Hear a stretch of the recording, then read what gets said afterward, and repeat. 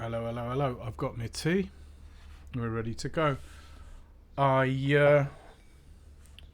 It's lovely and sunny in Berlin. It's warm. It's always like this. It's always great weather in this city. That's humour.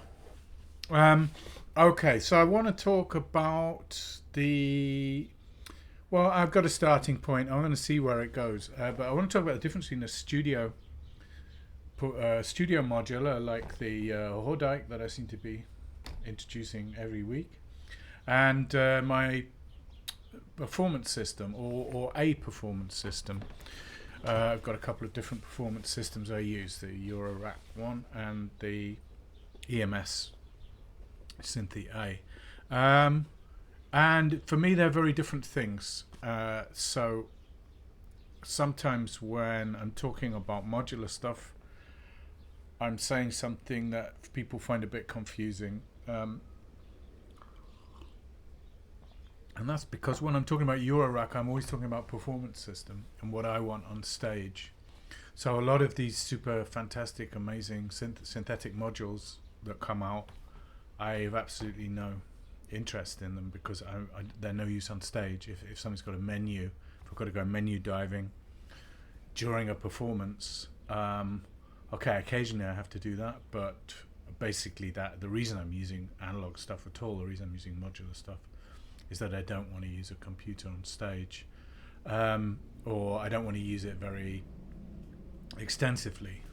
To serve one discrete function is fine, but to be constantly having to refer to the screen or to think about menus, it takes me out of the real time.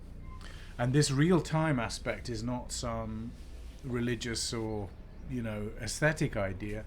It's very practical that we listen in real time. We don't have hard drives. We have random access memory, I guess, but even that's not particularly efficient. But we definitely don't have hardwired memory that we record to. So sound is always in real time. So if I'm playing with other musicians on stage, or if I'm playing solo on stage, if I'm going into a menu, I'm already out of time. I'm already not listening effectively to what's happening now. I'm thinking about, I would like this to happen. Well, that thought's already in the past tense as soon as you've had it.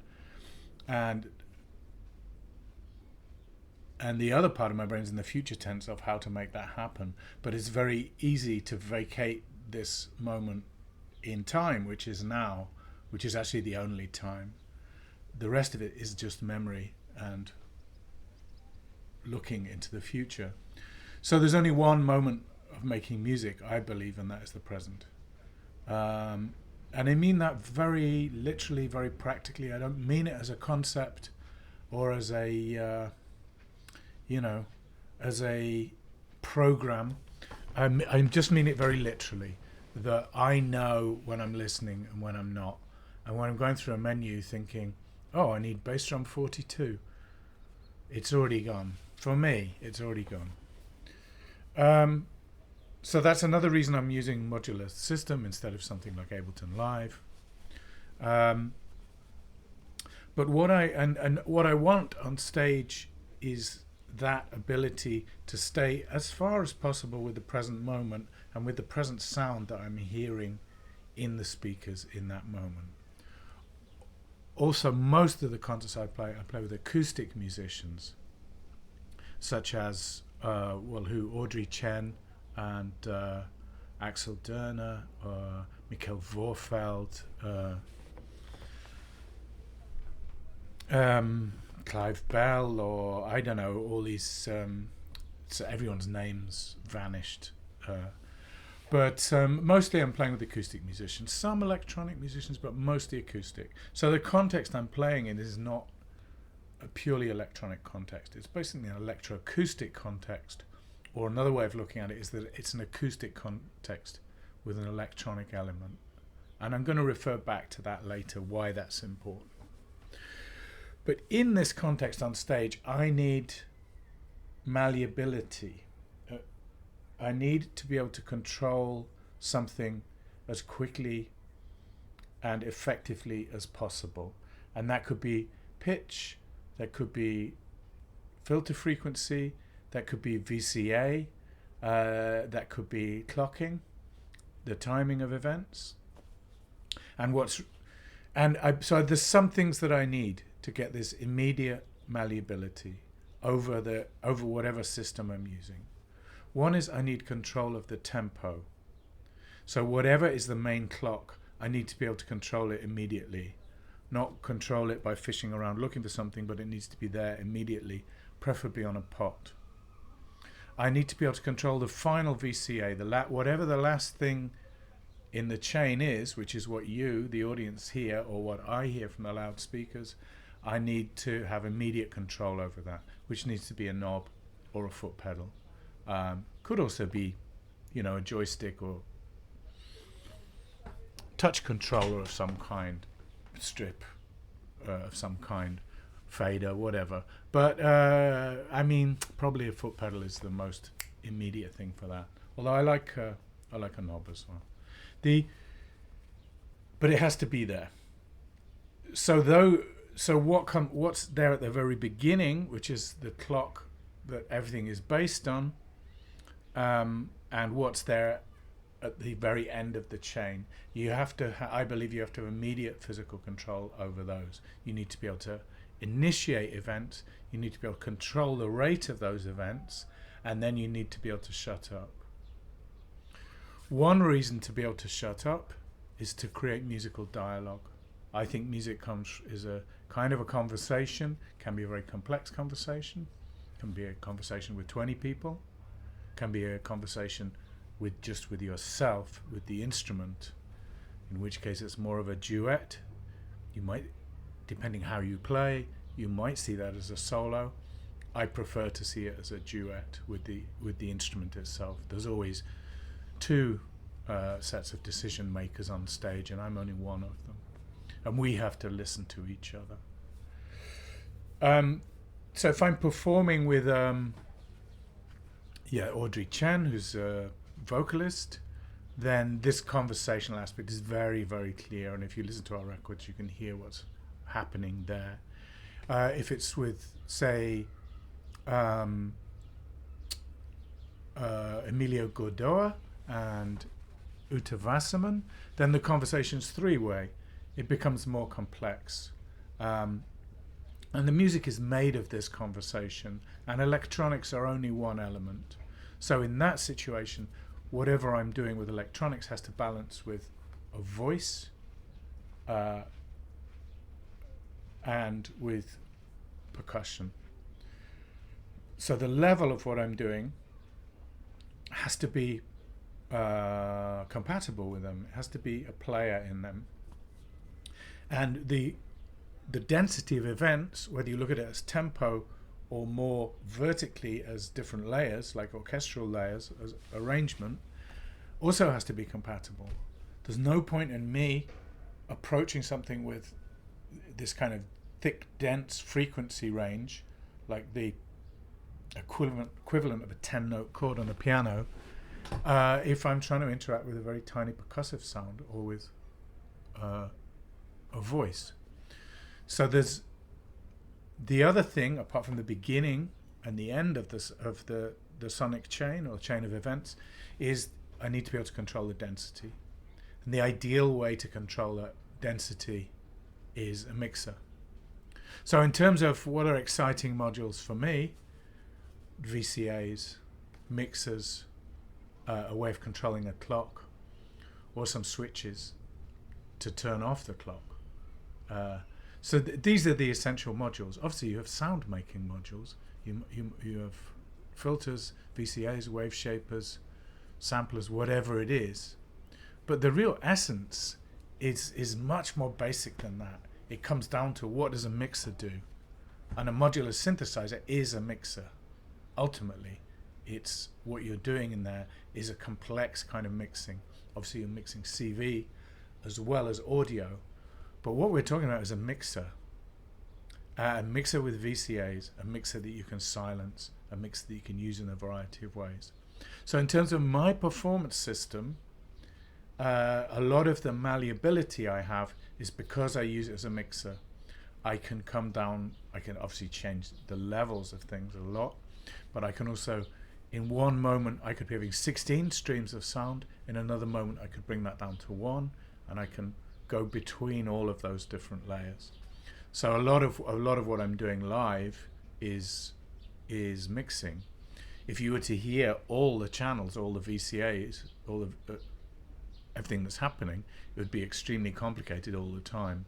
But I'm choosing what to let out. So it's like there's a huge complex map of events, and I'm opening the sewer grate on the street and letting some things out. And that could be very narrow. That could be through a bandpass filter. You could have an absolute orchestra of sounds just going through a very narrow Q filter, and then the overall sound is that big. So you can combine that, even though there's a real density of sounds behind that, you can combine that with a female voice doing something very simple, for example, or somebody playing one quiet note on a violin. So the malleability is a lot to do with controlling the overall picture, controlling the mixer, controlling the overall image. Within that, there's a more specific kind of malleability, which might be, what do you need absolute control of? And this is why I tend to have some kind of fader, some kind of LED strip, or FSR, force resistor. Sorry, I'm coughing. Let's get that out of the way. Because you need precision over some things some of the time. So I need, when I'm using pitch, I need to be able to control that very exactly. I want to be able to interact with someone playing an acoustic instrument, and if pitch is the means of interaction, then it needs to have the same malleability as an acoustic instrument. Other events, what I might call grosser events, the kind of events that might be controlling the clock, or the kind of events that might be controlling how many layers you're hearing, these are more to do with a particular kind of decision making that could be a more systematic malleability. So I'm changing the tempo, or I'm changing the routing of a modulation. That means the tempo is no longer controlled by my clock, but being controlled by, for example, a low frequency oscillator, which itself is being controlled by something else. So I switch from having this clock, which I'm controlling very precisely, or pitches, which I'm controlling very precisely. By changing the modulations, I switch into something that's much more generative, that's perhaps changing the tempo completely, or changing the tempo in a way that I'm not exactly predicting. My choice is to make that switch of modulation, and the exact results of that can be as big a surprise to me as they are to anyone else in the room. So this is still malleability, but this is on a much higher level. The lower level malleability is controlling one parameter, which might control only one sonic parameter. You could also control one parameter of CV that could control 5 different parameters in the system in a very small and subtle way. So there's these movements between this, let's call it micro malleability. As usual, I'm inventing these terms as I do this. And macro malleability. Actually, I think they're useful terms. I'm surprised I didn't think of them before. I'll have to remember them. So with switching between micro and macro malleability. The reason for this is because I'm improvising. I want to stay in the time. Everything has to happen in real time. The interaction with the machine is depending on my body, on what I can do with my body and how my body interacts with the machine. Okay, for me this is improvisation. It's about physicality, it's about time, and it's about the conversation with the other musicians. Before I move to what I want from a studio system, I want to say one more thing about improvisation and my needs for it. So,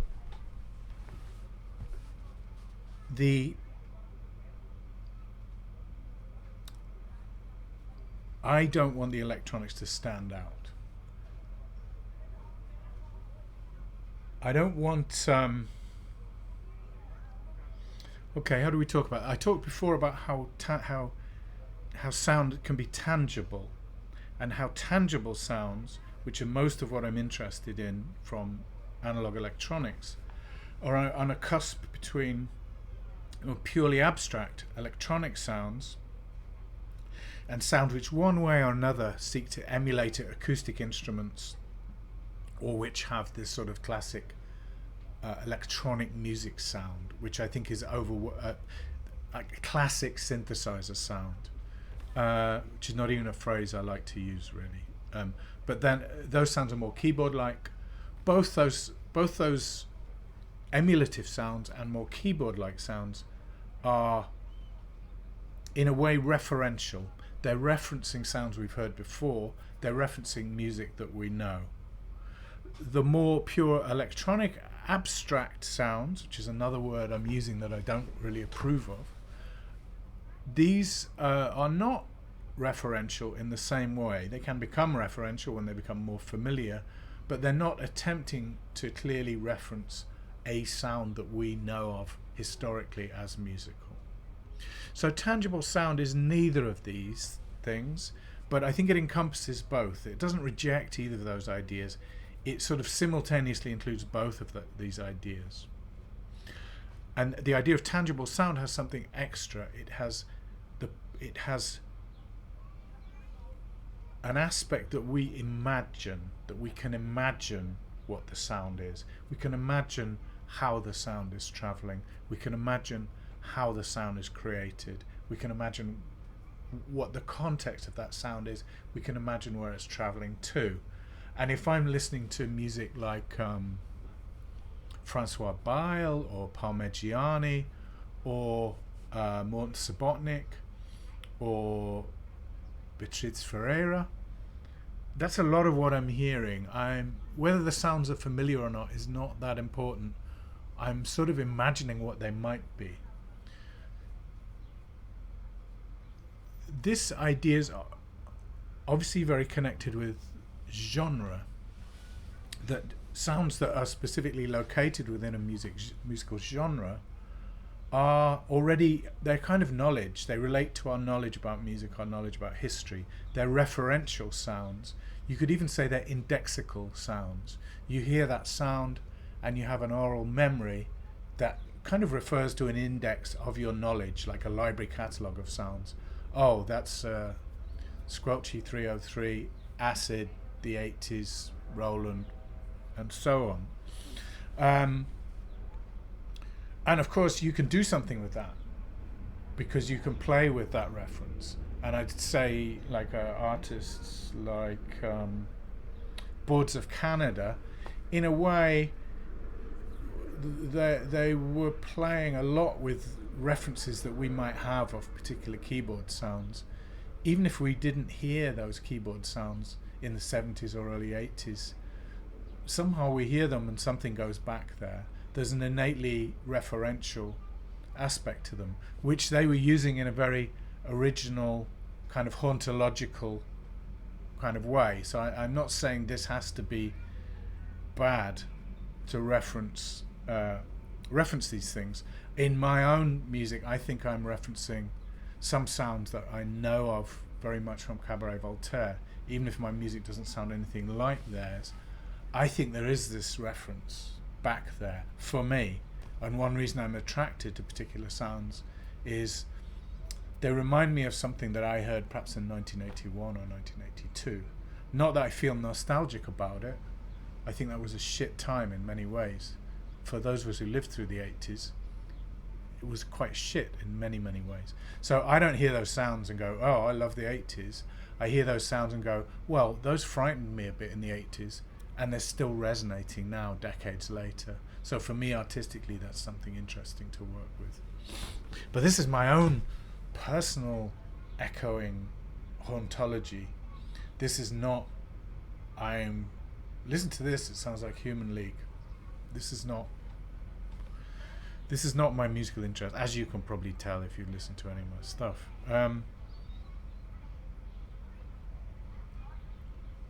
So these sounds can be organized, categorized. They're a kind of knowledge, but against that, there's a sort of there's an aural experience. There's our experience of sonic reality, which is a kind of more material interaction with the world. And I say material because it's not yet abstracted, it's not yet qualified, it's not yet given a historical location. In these sounds, it feels like the electrons are still flowing through the system, through more of a living system perhaps.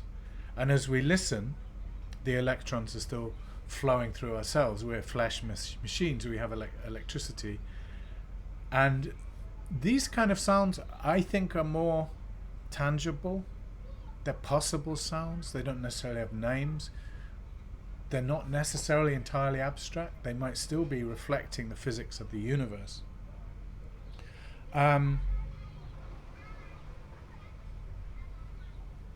And I'm supposed to be talking about improvisation, so let me bring that back. This state of betweenness of tangible electronic sounds, and for people who haven't listened to the previous ones, I mean, a lot of tangible electronic sounds I think are very percussive. There's the classic Buchla low-pass gate, or a bass drum that's a resonant filter. They don't sound like real instruments, but they have the percussive qualities of real instruments, say of a real object impacting another. So that's the most obvious example of a tangible sound. That's just in case you don't know what I'm talking about so far. These kind of sounds are particularly useful with improvising in the context of acoustic music or acoustic musicians, where the overall context is not electronic. Because if you're playing a synthesizer or a keyboard instrument, there's something a little bit too tangible, or a little bit too referential. For clarity, I shouldn't have said tangible, I should have said referential. And there's a sort of standardization. Say if you go up the octave on a keyboard, even if it's scaled, the scaling still feels very static. And typically the envelopes on any keyboard instrument, even if you can control them in different ways through touch, there's a sort of stasis to the sound, which I think the ear clocks very quickly. And these kind of sounds are not particularly great in improvising. They're not particularly conversational. It's more they're advertising themselves and going, okay, I'm a sound, I'm here, I'm at this place in the mix. And it can be difficult for other musicians to move around that. So I'm going for a greater timbral flexibility. And again, this comes back to kind of malleability, but it also comes back to this concept of pulling away from a modeled sound, a physically modeled sound, pulling away from something that's emulating a definite sound, but keeping the physical qualities that could possibly make a sound, not necessarily in this universe, but in another possible context. Because when we're making music, we are reflecting the physical reality, we are reflecting the social reality, we are reflecting the world we live in, the bodies we have. But we're also going beyond that. We're going to a state of possibility. And I think sounds, tangible electronic sounds that are not referential, start to open up this possibility of having a different kind of musical conversation. I mean, of making a different kind of music.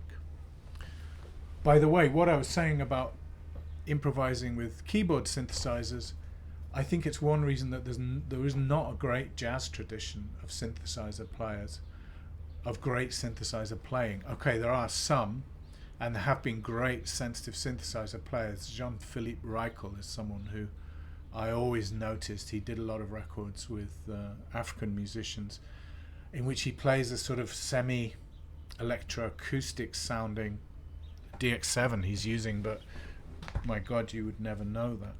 So of course it's possible, but there isn't much of this in the history of jazz, and I think that's partly because of this lack of sonic malleability that a more classic subtractive keyboard has.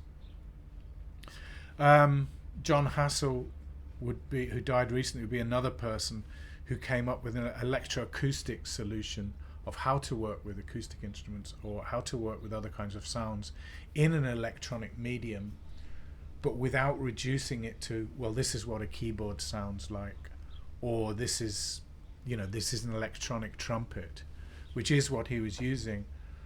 But the sounds that he was creating sound more like some flute that never existed, or some cross between a human voice and a trumpet, or these kind of whispering, rich, they fill the space, but they're actually tiny microscopic sounds that are amplified and pitch shifted.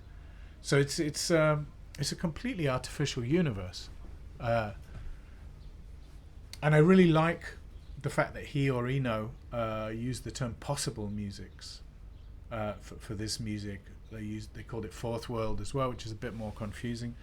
But I like this idea of possible musics, partly because it asks the question. We're not sure if this is music, but it might be. This is a proposition of something that might be music. But more interestingly, perhaps, possible because this is not a sound we're familiar with, and yet it's feasible, it's tangible, it's believable. This is a possible sound. Even if you don't recognize it, we're asserting the possibility of sounds like this, being musical, of sounds like this speaking to us. And these sounds can't exist acoustically. And actually what John Hassell was doing, it would be difficult to make them exist purely electronically, although, technically speaking, I guess you could.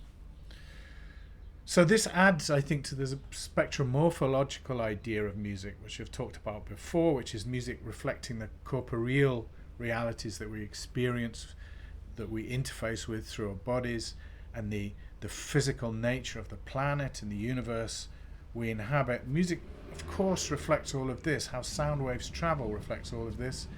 Concepts such as gravity and harmony, how a melody travels through space, reflects all of this. And music reflects social realities as well. Look at a jazz group. Look at what they're doing together. Look at how they're playing together.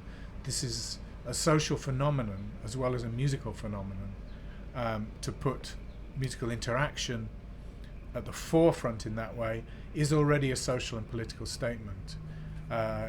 If you listen to the music of, I don't know, Ornette Coleman or Sun Ra, or even Bill Evans, there's something about the interaction there which I think you can understand as a social statement, as a political statement. Whether the musicians want to be explicit about that or not, it doesn't matter. I think it's there. But music doesn't just reflect these realities, it also creates new ones. Music is not simply reflective of reality, it's constructive of reality.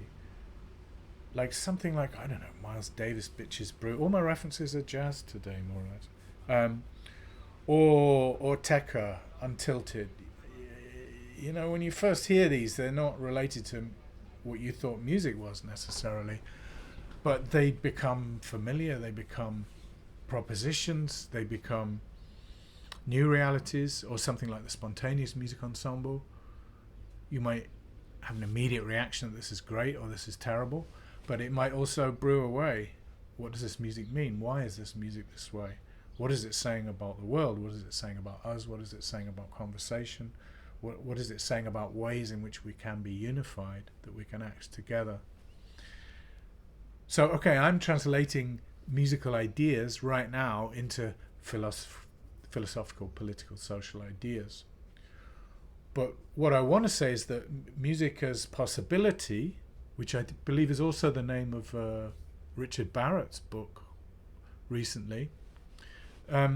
Music as possibility invokes something else, that music is already philosophical.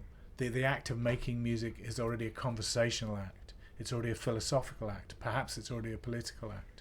It's certainly a poetic act. It isn't just relating these ideas to ways of talking, to language, to ideas, and to knowledge that makes it philosophical and that makes it important. Kodwo Ishin actually gives us a name for this, sonic fictions, and he intends this idea. For him, sonic fictions is very much coming from dance music, from electronic dance music, underground electronic dance music at that. And he intends it to be an innately political idea. Music can be political, can be philosophical, and it's faster than words. It's more precise than words. But it's also ephemeral. It's deeply structured, but then it falls away in time. It's a medium of ideas, but it's a very different medium of ideas than language is, than spoken language.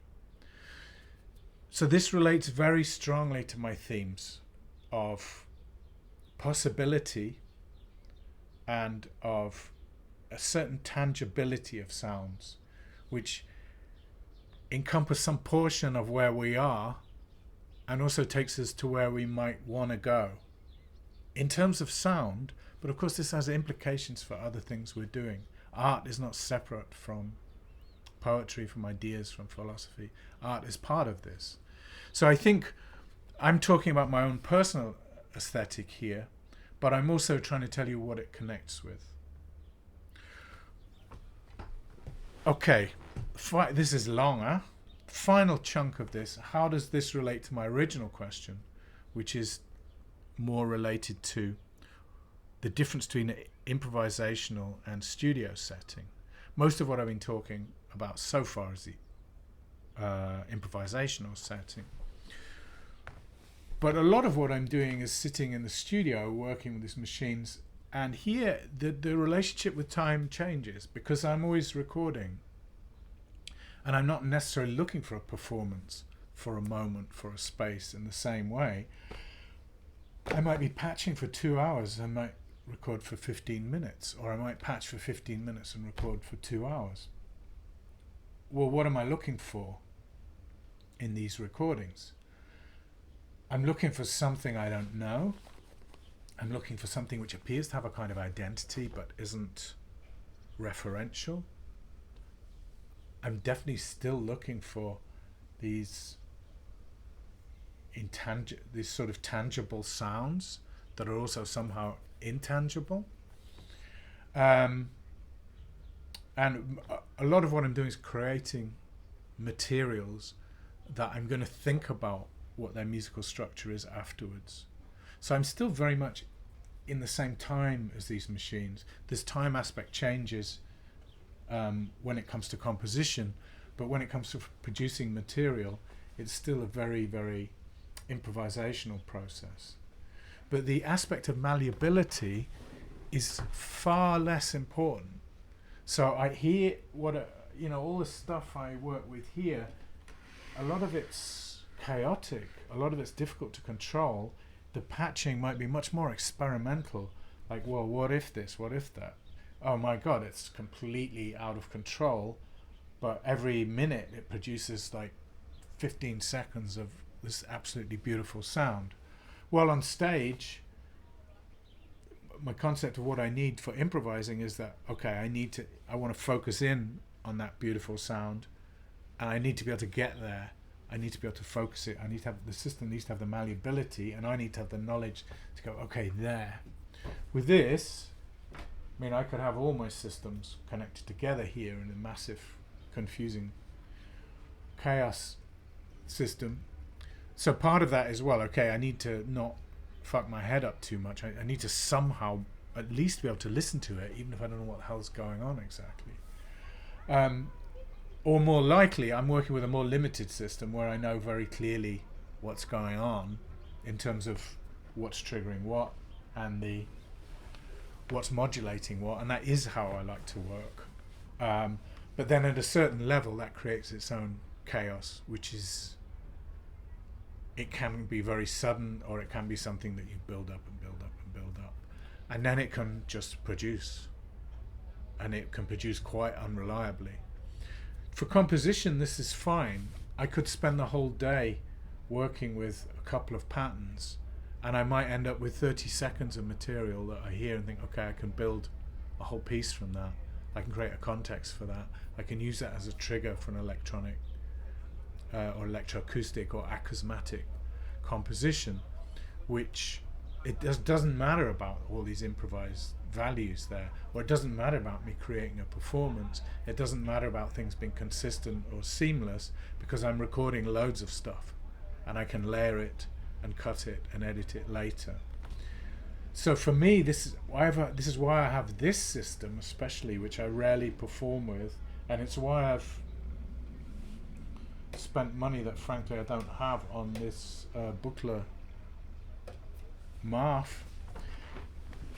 And if you go in my room next door, there's shelves of weird crap, as you'd expect.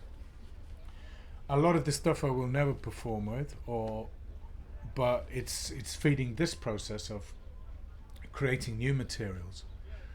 And the aesthetic goal is the same, to go beyond referencing what electronic music is or what a synthesizer is, to get some sound which seems to create a context, which feels more like an experience, and which feels somehow tangible in a way that it allows me, and hopefully you or whoever listens to my stuff, to focus in on that, to focus in on that present moment, even if it's a recorded present moment. And that seems to me only possible if sound has a particular kind of openness, a sense that it isn't an index to other sounds. Okay, that's a snare drum. Okay, that reminds me of an 808. That reminds me of this. So you've got these sort of semiotic chains of sounds that an awful lot of electronic music is constructed of. But I'm looking for sounds that go beyond that semiotic chain, that suggest something else to me, something that might be more like a question mark, or that might be more like a possibility, whilst wanting to maintain the entire musicality. You know, it's not like, oh, I need to separate myself from the history of electronic music in order to create a piece. That's not it at all. But I have to go beyond my references of what electronic music is, of what I've heard, in order to create a piece which is interesting to me. Because unless it's interesting to me, I have no way of finishing the piece, because we're not functioning with harmonic laws or rhythmic laws. You can do absolutely anything in an electronic music studio or an electroacoustic music studio. So the laws we have are coming, okay, yes, from everything we've heard. Okay, yes, we have gravity, we have weather, we have all this, we have rhythms from our hearts and our breathing. Yes, all this stuff's there, and all this spectromorphological ideas are there, which connect abstract sound with this physical reality. But there's something else, which is, what do we want to be? What do we want to hear? What kind of world do we want to live in? And okay, so music doesn't give us this world. I'm not that big a hippie, and I'm certainly not politically naive. But music is one thing that generates these concepts in a way that we can sense them. So, I understand the political reality. I understand the power relationship that I want to be part of in this world. And one reason I understand it, and I'm being quite serious and direct, one reason I understand it is because I listened to Albert Ayler, or I listened to Ornette Coleman, or I listened to the Spontaneous Music Ensemble, or I listened to how Thelonious Monk is distributing rhythm or changing the relationship between what is a solo line and what is an accompaniment line, how he's fragmenting blocks of material in order to create smaller blocks of more conversational material. So yeah, some of my concepts about the world we should live in are very much related to my experience of music, of what music's taught me. So I'm not trying to change the world with a synthesizer, but I am trying to change the world with a synthesizer in some small way. So today, what did I talk about? I talked about the difference between a performance system and a studio system. And of course, that opened a much, much bigger can of worms, which is a lot to do with who we want to be as humans and who we want to be as artists. But also in connection with that why a particular approach to electronic instruments can take us in a particular direction of thought and a particular direction of listening to allow us to have experiences which I think are productive for us as individuals, for us as people who enjoy music, but also for us as human beings with a wider existence. So I just remembered as I was saying that something that end up with Rob Hordyke. He gets mentioned every talk, right? So let's give him this one as well. I think Rob said that one reason he built synthesizers is he thought it was one of the least harmful things, one of the most benign things you can do on this planet. And I think that's very true. Despite all the history of electronic components and mass industry that goes behind this kind of machine, it's also very much a cottage industry, very much handmade, very economical in many, many ways. But also what the machine is capable of producing is not just the past. This machine does not produce only what we know. It's a sort of virtuality. It's a sonic virtuality that we don't know what structures can come out of this machine, what we can use. We don't know what ideas it can give us. We don't know what the musical possibilities, the artistic possibilities and structural possibilities of a machine like this is. We don't know all of those. So I'll end with this idea of, a music of possibility, a possible music, and particular kinds of sounds can help us realize these possibilities of music. And we don't know the influence that can have. We don't know where that goes. We don't know where the reverberations of that stop. Okay, that's it today. I'm surprised I managed to talk about all of that at once. You might feel like what I've been talking is raving gibberish, and you're welcome to talk. You're welcome to take that opinion. Especially if you want to politely express that, you're also welcome. I'm very interested in talking about this stuff. This stuff's very close to me, but I understand it's not how a lot of people understand music or art. But yeah, I just want to end by saying I'm very serious about everything that I've said today. So happy to engage with it. All right, see you later. Thanks for listening. And yeah, do subscribe, like and subscribe. That's what they say. And it is kind of helpful to... It's helpful to carry on making these. Not that I'm making any money from it, but the more people that see it, it's definitely helping me to keep on doing it. Thank you.